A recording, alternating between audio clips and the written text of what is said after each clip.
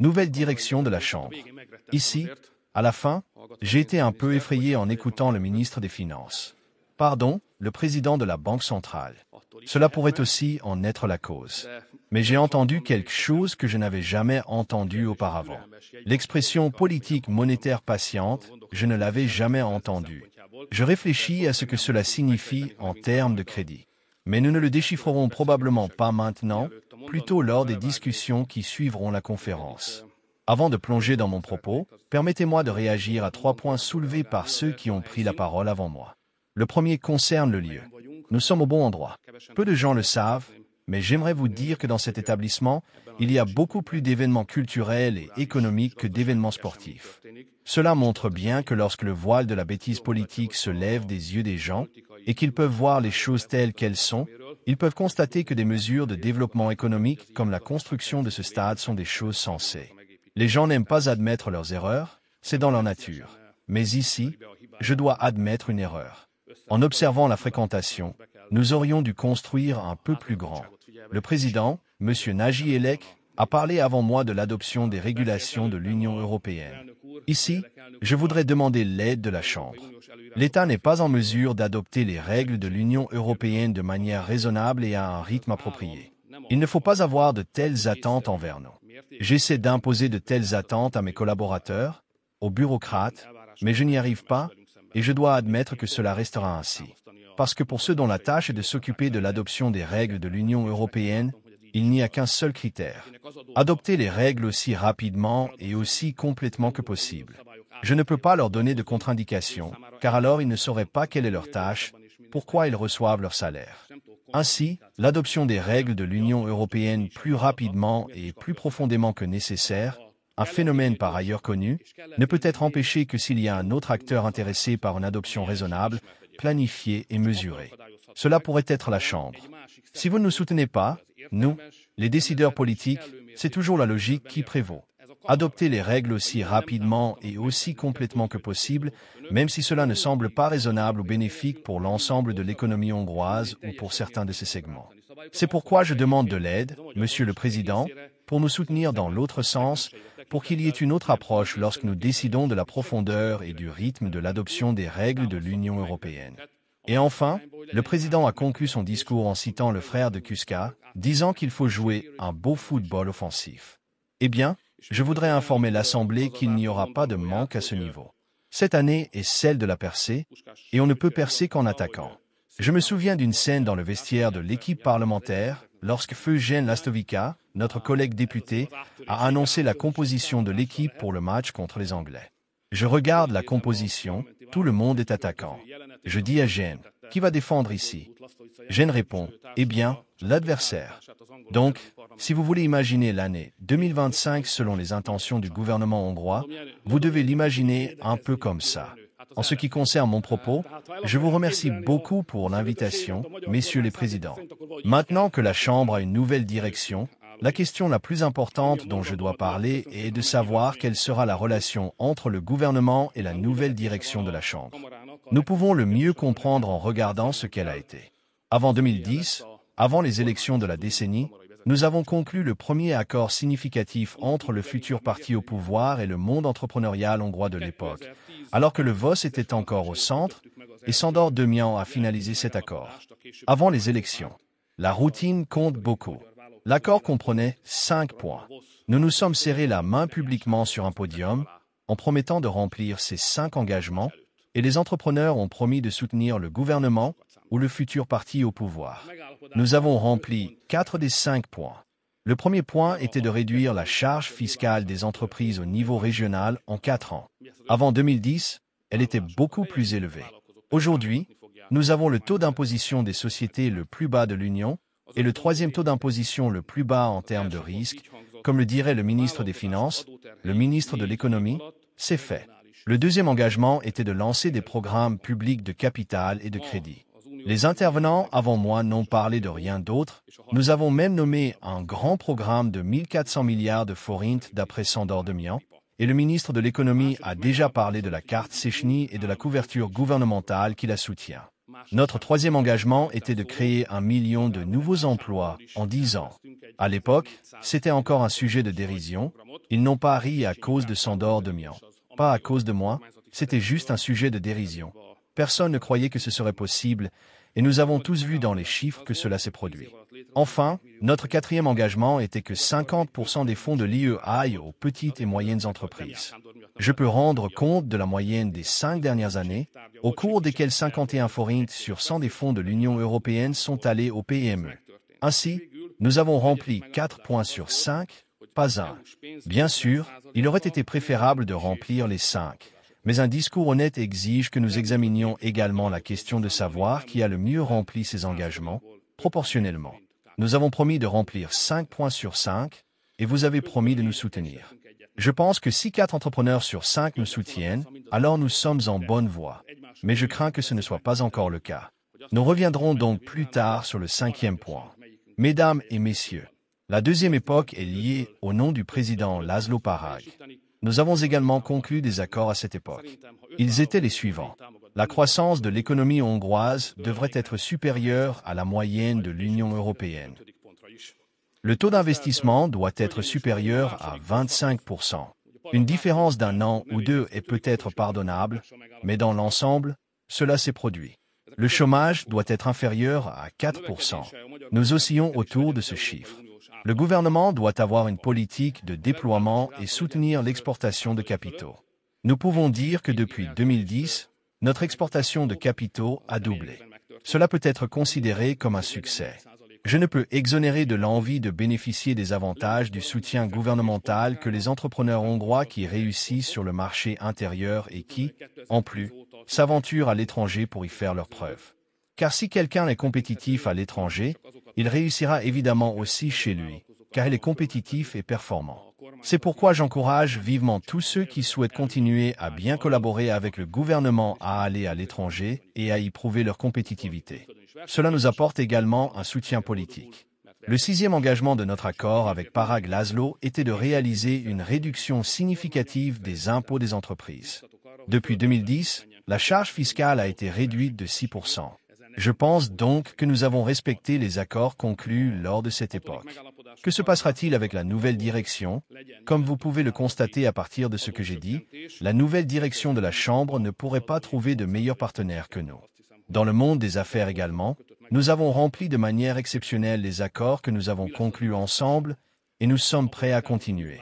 Lors de la réunion préparatoire à cette conférence, il en a été question, et j'ai bien compris ce que le président nous a demandé. C'est de cela qu'il a parlé ici. Le ton n'était pas exactement le même. En cercle restreint, des formulations plus fermes sont permises. Le président a évoqué une simplification fiscale, pour le dire ainsi, et une réduction de la bureaucratie. En ce qui concerne la réduction des impôts, il voit l'une de ces formes dans la simplification fiscale. Je pense que nous pouvons nous mettre d'accord là-dessus. Je tiens à signaler que le gouvernement hongrois est prêt à conclure un accord avec la nouvelle direction de la Chambre, comme nous l'avons fait avec les précédentes. Les accords doivent être constitués de points clairs et réalisables. Fixons des délais.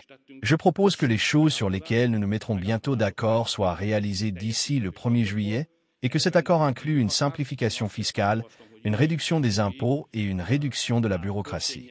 Mesdames et messieurs, ce que je peux vous dire sur l'avenir de la politique économique hongroise, c'est que ses fondements philosophiques et ses éléments essentiels ne changeront pas. Vous pouvez donc vous attendre, en termes de stratégie économique, à ce que vous avez pu observer au cours des 16 dernières années, 15 années. Nous sommes le gouvernement de la réduction des impôts, et nous le resterons. Il existe toutes sortes de classements pour aider à évaluer les systèmes fiscaux au niveau international. Dans le classement de la taxe fondation, que nous consultons le plus souvent, nous avons le 7e système fiscal le plus compétitif parmi les pays développés. Il est légitime de se demander pourquoi nous ne sommes pas premiers, et c'est sur cela qu'il faut travailler. Vous avez pu le voir dans les dernières annonces, notamment concernant l'exonération fiscale à vie pour les mères ayant des enfants, que le gouvernement a essentiellement introduit un élément dans le système fiscal qui déterminera celui-ci à long terme. Parlons franchement, il n'y aura pas d'échappatoire. Nous aurons donc un système fiscal dont les bases seront une combinaison de 3 éléments. Le système fiscal doit inciter au travail, encourager la famille et la natalité, et réaliser tout cela avec des impôts bas et des avantages fiscaux. Le travail, la famille et les impôts se combinent dans cette solution. Nous l'introduisons maintenant, cela commence. Nous avons déjà pris cette direction avec les avantages fiscaux pour les familles, mais avec l'introduction de l'exonération fiscale à vie, la structure du système fiscal ne pourra plus être modifiée. Car on ne pourra pas retirer l'exonération fiscale à vie à ceux qui l'ont déjà obtenue. Ceux qui ont déjà vu de la politique savent très bien que c'est ainsi. Vous pouvez donc vous installer à long terme sur ce système fiscal. La deuxième chose importante pour notre prévisibilité est que la création d'emplois restera notre priorité absolue. Nous ne reviendrons donc pas au socialisme, nous ne voulons pas ramener un système économique basé sur les aides sociales et la redistribution budgétaire de l'argent inexistant. Nous pensons clairement à un système basé sur le travail. Nous voulons récompenser, reconnaître et valoriser la performance. C'est pourquoi la création d'emplois restera l'un de nos objectifs les plus importants. Je ne suis pas d'accord avec ceux qui disent que la main-d'œuvre hongroise est épuisée en Hongrie. Selon notre analyse, il y a encore environ 300 000 personnes en Hongrie, des citoyens hongrois, qui peuvent être mobilisés pour travailler. Bien sûr, cela nécessite des formations, une politique économique plus équilibrée sur le plan territorial et bien d'autres choses, mais nous avons encore au moins 300 000 compatriotes qui semblent vouloir travailler mais n'ont pas encore trouvé l'opportunité de le faire. Le troisième pilier de la politique économique, qui restera constant dans la période à venir, est le soutien aux entreprises. Tout à l'heure, le ministre de l'Économie, pour éviter des malentendus ultérieurs, a simplement évoqué le fait que les 320 milliards de forints que nous vous avons donnés via la carte Széchenyi pourraient suffire à bien des choses. Par exemple, l'exonération fiscale à vie pour les mères de 3 enfants représente environ 150 milliards de forints par an. Avec la carte Széchenyi, nous donnons 320 milliards de forints aux entreprises. Je tiens simplement à souligner qu'il s'agit d'une décision politique claire et sérieuse de la part d'un gouvernement qui choisit de redistribuer une telle somme selon une approche de type social-démocrate, ou plutôt de la donner pour soutenir les entreprises, afin que vous en bénéficiez et puissiez faire fonctionner l'économie. C'est une question de choix de valeur. Je suis convaincu que si nous ne valorisons pas les entrepreneurs et les entreprises, si nous ne les reconnaissons pas, si nous ne les soutenons pas, si nous ne faisons pas clairement comprendre qu'en réalité, dans une économie privée, ce sont eux qui font fonctionner l'ensemble de l'économie et non la machine étatique ou la politique, alors l'efficacité et la force économique du pays commenceront à décliner. C'est pourquoi le gouvernement continuera à soutenir les entreprises et à valoriser le travail des entrepreneurs hongrois. Pour illustrer cela, 3 années de guerre sont derrière nous, et par rapport à la dernière année d'avant-guerre en 2001, nous avons injecté 400 milliards de forints supplémentaires dans l'économie pendant ces 3 années de guerre, principalement pour soutenir les entreprises, en particulier les petites et moyennes entreprises. Nous prévoyons que cette année, alors que nous parlons de percée, cela s'appliquera également aux entreprises. Par rapport à 2024, nous injecterons 1730 milliards de forints de plus dans l'économie hongroise via les entreprises, principalement les petites et moyennes entreprises. Cela représentera une augmentation de 50%. De même, vous pouvez compter sur un élément durable de la politique gouvernementale, la protection des investissements. Bien sûr, il y a une transition technologique, des personnes plus compétentes que moi en ont parlé avant moi, mais je tiens simplement à souligner que nous ne pouvons pas réussir si nous ne suivons pas le rythme de la transition technologique mondiale. Cela va au-delà de la digitalisation, c'est plus que cela. Et c'est l'une des raisons, au-delà des diverses considérations économiques, pour lesquelles nous ne pouvons pas renoncer aux investissements étrangers en Hongrie. Nous devons attirer ici les investissements étrangers qui, dans cette transition technologique, aident l'économie hongroise. De nombreux critères doivent être pris en compte lorsque nous offrons des opportunités aux entreprises étrangères en Hongrie. Je ne vais pas tous les énumérer maintenant, de la création d'emplois à la question de l'équilibre territorial, mais à l'avenir, l'un des critères les plus importants sera l'approche technologique. Les investissements étrangers qui aident l'économie hongroise dans sa transition technologique sont particulièrement bienvenus. D'ailleurs, en termes de PIB, le stock de capital étranger investi et opérant ici est le deuxième plus élevé de la région, voire peut-être de toute l'Europe. Seules les entreprises nous devancent, avec 55%. Nous avons 55%, donc le stock d'IDE, investissements directs étrangers, opérant en Hongrie représente 55% du PIB. Et pour les entreprises, c'est un peu plus élevé, ce qui nous place en deuxième position. Enfin, puisque le président de la Banque centrale a parlé de la mystérieuse politique monétaire patiente, il faut aussi dire quelques mots sur la responsabilité financière. Le ministre de l'Économie, en toute autorité, a pu dire ce qu'il a dit tout à l'heure sur les limites à ne pas dépasser. Nous ne pouvons pas abandonner ce principe, quoi qu'il arrive dans le monde. Après le service de la dette, le budget doit être équilibré. C'est la marge de manœuvre dont dispose le ministre de l'économie, car si notre déficit primaire devient négatif, cela pourrait causer une instabilité financière dans le pays que nous ne pouvons pas nous permettre. Ainsi, si la patience dont parle le président de la Banque centrale signifie que le gouvernement ne doit pas se précipiter, mais comprendre qu'il dispose d'une marge de manœuvre et qu'il ne doit pas la dépasser, alors c'est cette mesure que nous devons garder à l'esprit. En ce qui concerne la responsabilité, je voudrais attirer votre attention sur quelque chose que l'on ne voit presque jamais dans le discours public et que vous ne connaissez peut-être pas non plus. Au cours des 15 dernières années, la Hongrie a eu un gouvernement qui, chaque année électorale, c'est-à-dire à chaque élection, a réduit le déficit budgétaire. Nos adversaires disent le contraire, mais cela n'a aucun fondement factuel. Ainsi, la situation est que la Hongrie a eu un gouvernement qui, en 2014, en 2018 et en 2022, a réduit le déficit budgétaire avant et après les élections. Cela montre bien que nous sommes engagés en faveur de la discipline financière, et nous ne pouvons pas, et ne voulons pas, nous en écarter. Si vous me le permettez, après cela, je voudrais dire quelques mots sur un sujet que plusieurs ont déjà abordé ici, mais il n'est pas injustifié que je m'y associe. Il s'agit de l'évolution de l'environnement international. Principalement parce que je viens tout juste de rentrer de la cuisine des sorcières, de Bruxelles, où ce fut le sujet jeudi, et c'est pourquoi je peux peut-être vous fournir des informations utiles.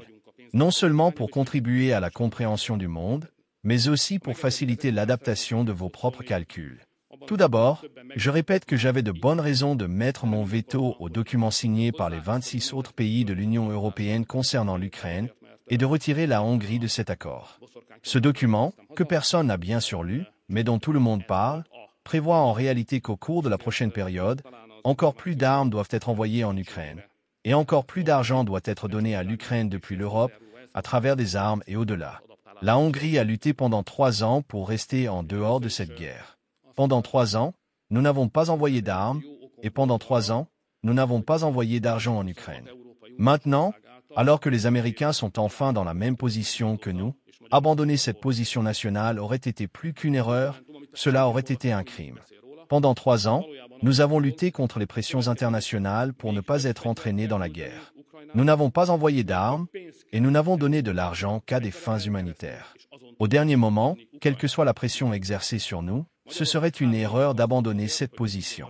C'est pourquoi je vous demande de soutenir le gouvernement hongrois dans son engagement à maintenir notre position pacifiste. En 3 ans de guerre, l'économie hongroise a perdu 20 milliards d'euros. C'est la perte de l'économie nationale hongroise. S'il y a un pays qui a un intérêt direct à ce que la guerre se termine le plus tôt possible, si possible dès demain matin, si un tel pays existe, qui est vraiment concerné de manière tangible, c'est la Hongrie. Parce que perdre 20 milliards d'euros en 3 ans pour une économie nationale de la taille de la Hongrie, c'est une perte de sang très sérieuse. Et réjouissons-nous qu'enfin, quelqu'un d'autre que nous, une grande puissance dont le poids dépasse largement le nôtre, les États-Unis, disent la même chose que nous. Et ne cédons pas à ce chant des sirènes européennes qui nous pousse à envoyer encore plus d'armes, encore plus d'argent, mais protégeons-nous, restons en dehors de cela. Ceux qui, chez nous, critiquent le gouvernement pour ne pas avoir signé cet accord des 26 pays, disent en réalité qu'il faut envoyer plus d'armes et plus d'argent en Ukraine. C'est une erreur, ne prenons pas cette position, ne nous laissons pas entraîner dans cette guerre. Que se passera-t-il après la guerre? C'est peut-être la question la plus importante concernant l'environnement international. Tout d'abord, nous n'avons pas à nous inquiéter pour la sécurité hongroise, car après la guerre, l'OTAN sera toujours là. Et la Hongrie est membre de l'OTAN. De plus, les 2 plus grandes armées de l'OTAN appartiennent aux États-Unis et à la Turquie, les 2 plus proches alliés de la Hongrie. Ainsi, ceux qui s'inquiètent pour la sécurité hongroise ne savent pas de quoi ils parlent, car tant que l'OTAN existe et que la Hongrie entretient des relations aussi étroites avec les États-Unis et les Turcs, nous sommes au cœur de l'OTAN, et à travers l'OTAN, ainsi que notre propre armée nationale, nous sommes capables de garantir la sécurité du pays. Donc, il y aura une sécurité militaire. Ce facteur d'incertitude peut être écarté sans problème. Il ne mérite pas d'être pris en compte dans vos calculs ou dans vos prévisions commerciales. La deuxième chose qui sera certaine après la guerre, c'est l'alliance stratégique entre les États-Unis et la Hongrie. Cela a déjà pris forme sur le plan politique, et nous en définissons actuellement la dimension économique.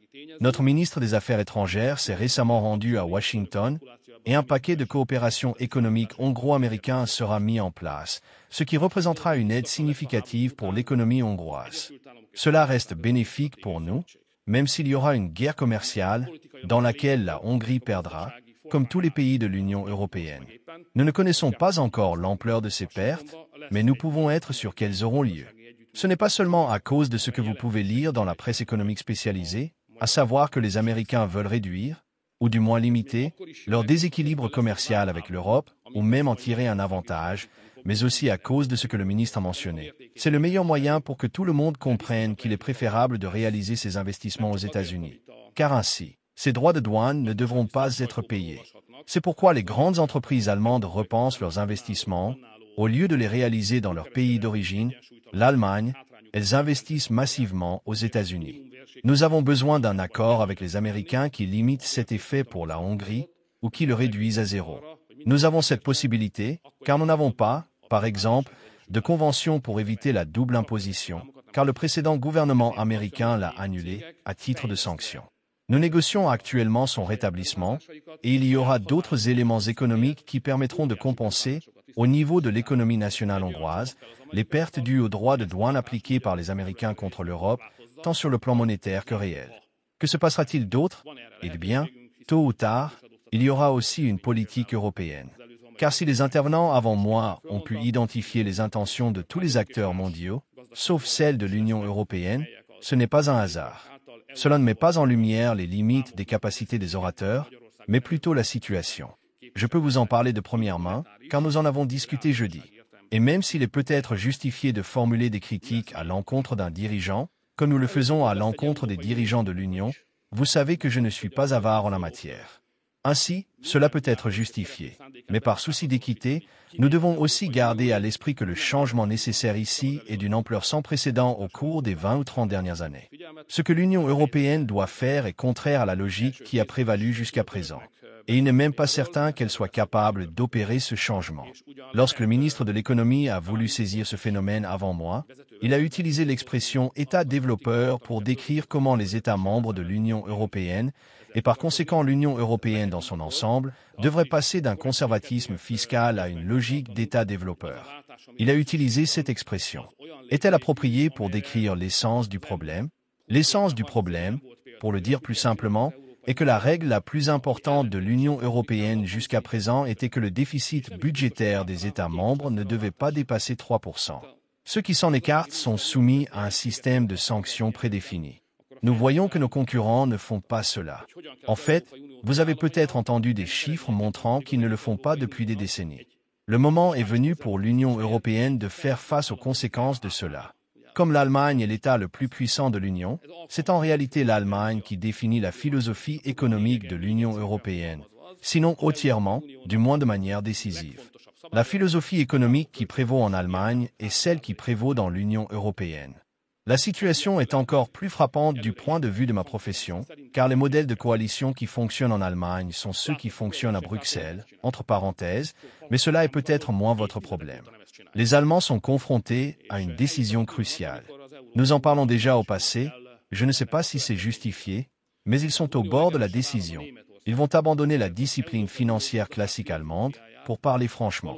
Le plan que j'ai pu découvrir jeudi prévoit non pas 500 milliards, comme nous l'avons vu ici, mais un plan de 800 milliards d'euros pour l'économie allemande qui sera consacré au développement des infrastructures, quoi que cela signifie, et au renforcement des capacités militaires. Et laissons de côté les implications politiques de cela. Je l'ai mentionné simplement parce que c'est aussi passionnant, pour ceux que cela intéresse, cela mérite réflexion. Nous parlons ici du réarmement de l'Allemagne au cœur de l'Europe. Il y aura une armée allemande. Ce sera la plus grande de toute l'Europe. Elle sera plus grande que toutes les autres. Et la base industrielle qui la soutiendra, financée par ces fonds, sera également bien plus importante que toutes les autres. Nous n'avons pas vu cela depuis la Seconde Guerre mondiale.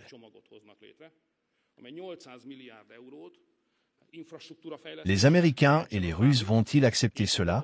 Pour l'instant, il n'y a pas de réponse. Nous ne savons pas comment ils réagiront. Pour le moment, c'est le chaos. C'est un nouveau plan de l'Allemagne. Les réactions des tiers à ce sujet ne sont encore que superficiellement connues. Ce que nous savons avec certitude, c'est que les Russes n'ont pas les moyens d'empêcher cela. Les Américains, en revanche, ont les moyens d'intervenir s'ils le souhaitent, principalement à travers la manipulation du taux de change dollar-euro, entre parenthèses. Quoi qu'il en soit, laissons cela de côté pour l'instant. Ce que nous savons, c'est que les Allemands ont pris une décision. Un plan de 800 milliards d'euros en argent frais pour l'économie. Ce n'est pas de l'argent de Bruxelles, car les chiffres de Bruxelles ne sont jamais vrais. Ce sont des mensonges, ou comment dire, des exagérations. Parce qu'à Bruxelles, ils ne disent pas qu'ils mettent telle somme sur la table, et que c'est là. Ils disent qu'ils mettent une certaine somme, dont nous ne connaissons pas exactement le montant, qui va mobiliser, à travers diverses transactions financières, un montant donné. Et c'est ce qu'ils annoncent, mais ce n'est pas de l'argent frais. C'est déjà du crédit, des garanties, des couvertures et d'autres instruments mobilisés par cet argent frais. Mais les Allemands ne parlent pas de cela, ils parlent d'argent réel. 800 milliards d'euros posés sur la table, à partir desquels on pourra ensuite créer du crédit, des garanties, etc. Ainsi, la somme qui entrera réellement dans l'économie allemande ne sera pas de 800 milliards d'euros, mais bien plus, grâce à l'effet multiplicateur des instruments financiers. Est-ce une bonne chose à moyen terme que l'Allemagne se réarme et qu'une grande armée allemande réapparaisse, et que l'Allemagne abandonne sa règle d'endettement pour injecter des quantités massives d'argent emprunté? Car cet argent n'existe pas encore. Les 800 milliards d'euros ne sont pas disponibles, ils devront être empruntés et placés sur la table, ce qui servira ensuite de garantie pour de nouveaux prêts. Alors, est-ce que cela sera bon pour l'Allemagne et pour nos moyens termes? Je ne peux pas vous le dire, parce qu'il y a à la fois des opportunités et des dangers sur la table. Ce que je peux vous dire, c'est qu'à court terme, ce sera très bon. À court terme, ce sera extrêmement bénéfique. Il n'y a pas de meilleure nouvelle à court terme pour l'économie hongroise. Car si la relation que nous connaissons tous probablement dans cette salle est vraie, à savoir comment et de quelle manière l'économie hongroise est liée à l'économie allemande, alors si de l'argent entre dans l'économie allemande, et si une croissance économique et une conjoncture démarrent en Allemagne, cela se répercutera presque immédiatement dans l'économie hongroise à travers un certain effet de levier et stimulera la performance de l'économie hongroise. Encore une fois, je ne sais pas si ce qui se passe est stratégiquement bon à moyen terme lorsque les Allemands deviendront un pays endetté, mais je suis tout à fait sûr que cela sera bon pour vous, pour toute l'économie nationale hongroise, à court terme. Et vous connaissez les Allemands. Quand ils font quelque chose, ils le font sérieusement. Que ce soit une bonne chose ou une mauvaise chose, ils le font sérieusement. Ils le font sérieusement ici aussi. Je mentionne cela simplement pour dissiper les doutes que certains pourraient avoir sur la qualité de la démocratie hongroise. En effet, pour abolir cette règle d'endettement, une décision à la majorité des 2/3 est nécessaire au Parlement allemand. Là-bas, comme vous le savez, il y a eu des élections la semaine dernière. Une série de négociations est en cours pour former un gouvernement qui aura une majorité, mais pas une majorité des 2/3. Alors, comment vont-ils abolir la règle d'endettement qui nécessite une majorité des 2/3?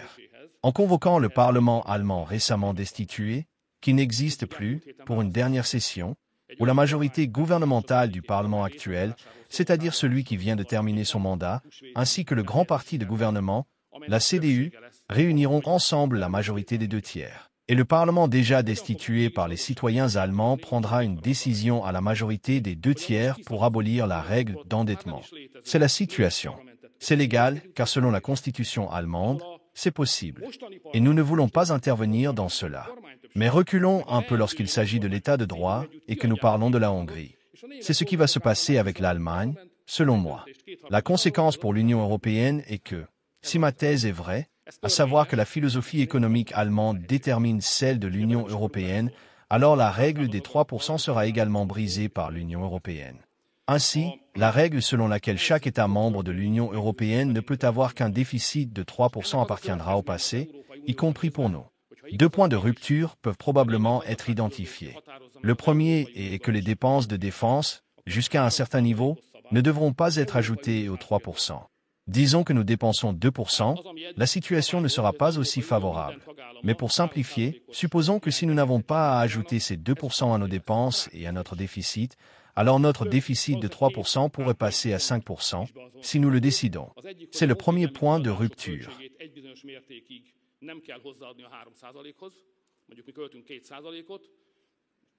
Le deuxième point est que, après de grands débats qui nous attendent encore, l'Union européenne veut lever des fonds massifs, contracter des emprunts, et après l'endettement de l'Allemagne, elle veut endetter l'ensemble de l'Union européenne.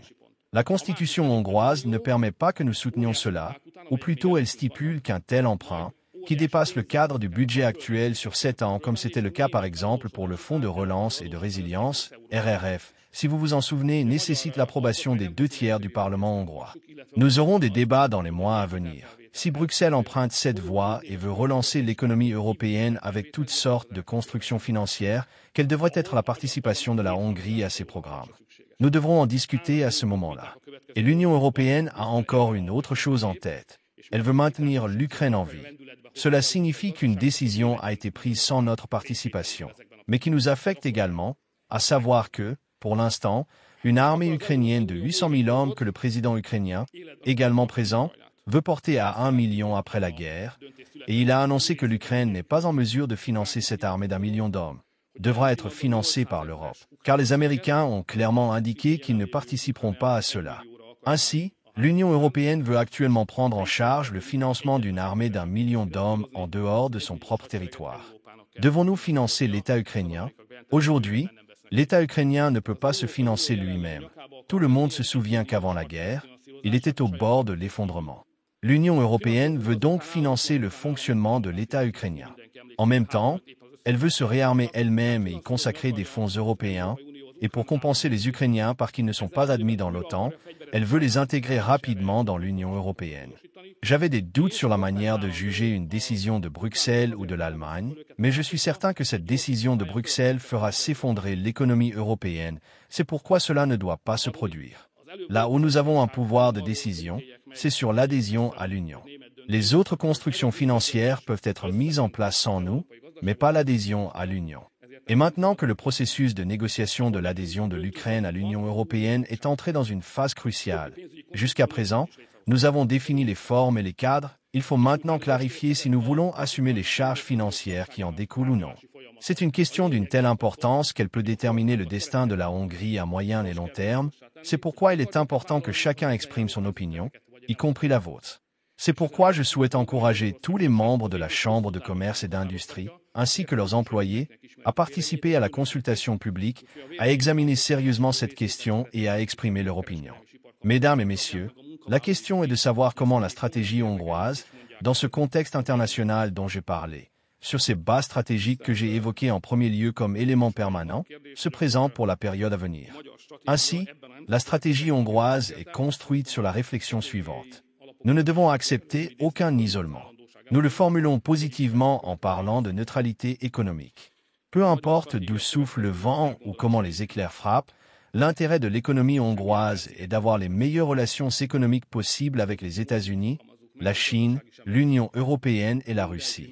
Et nous ne devons accepter aucune restriction idéologique ou politique, parce que nous nous retrouverions alors coincés, comme on peut le voir au milieu d'une guerre commerciale, dans des situations dont nous ne trouverions pas d'issue. C'est pourquoi il est bon de nous assurer dès le départ la plus grande marge de manœuvre possible et d'établir les relations les plus saines possibles avec tout le monde, des États-Unis à la Russie, sur la base de la neutralité économique. Cela signifie que nous ne devons pas nous retrouver dans la situation où l'Union européenne s'est mise. Aujourd'hui, l'Union européenne est un acteur isolé de l'économie mondiale.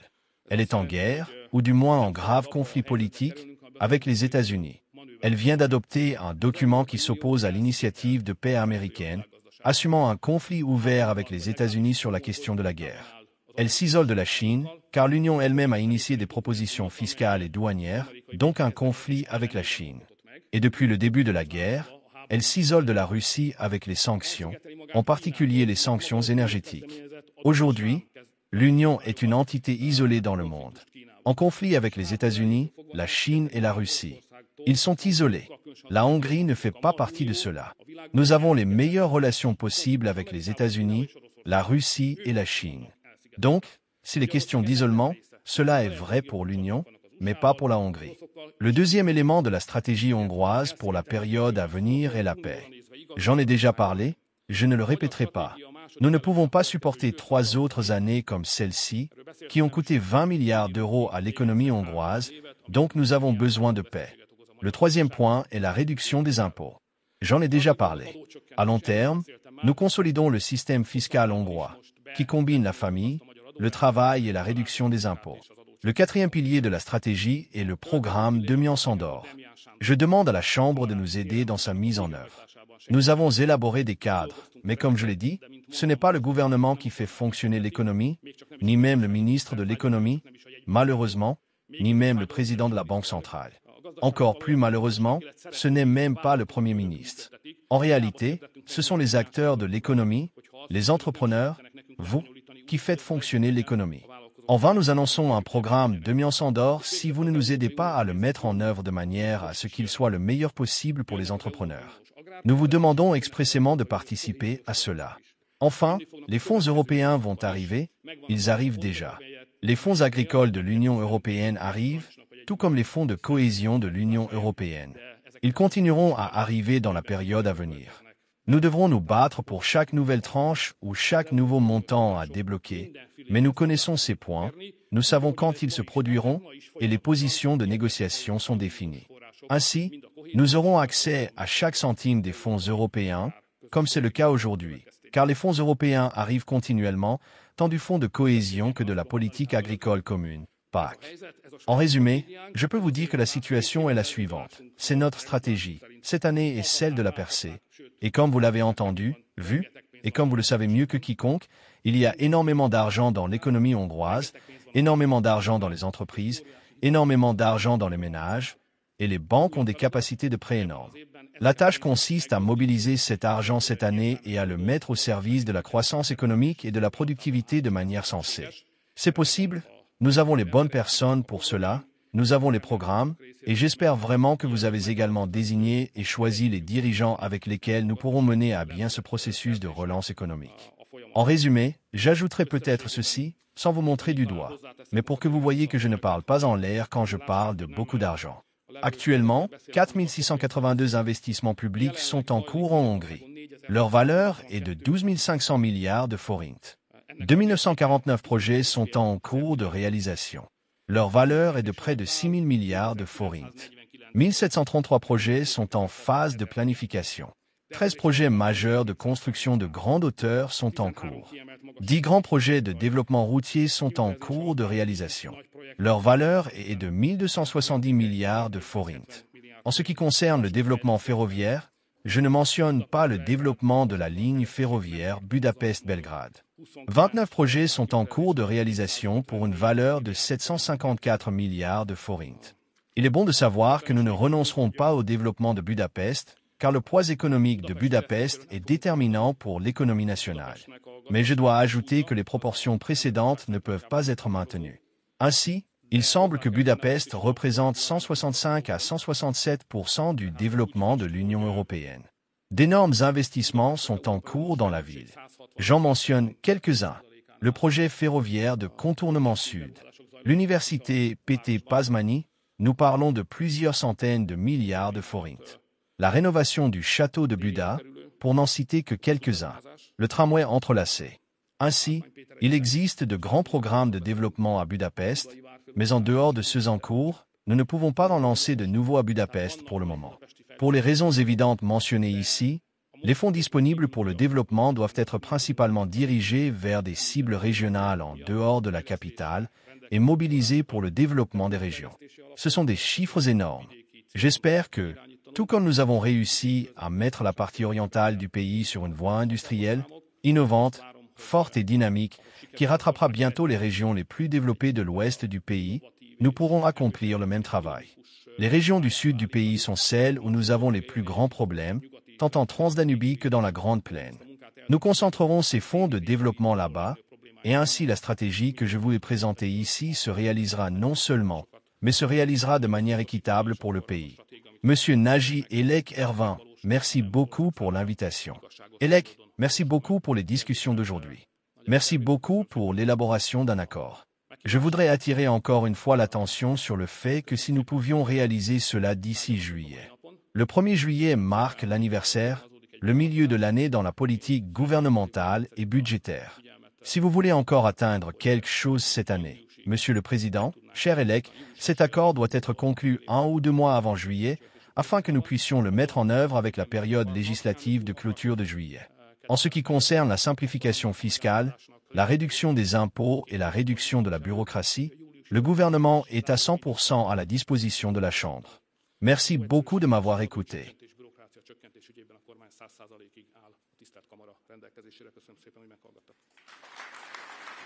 Köszönjük szépen, miniszterelnök úr, és tisztelettel megkérem az előadókat, hogy csatlakozzanak miniszterelnök úrhoz a színpadon egy közös fotó erejéig. Miniszterelnök úr, miniszter úr, elnök urak. Köszönjük szépen, és itt jelöltük, hogy hogyan készül a fotó.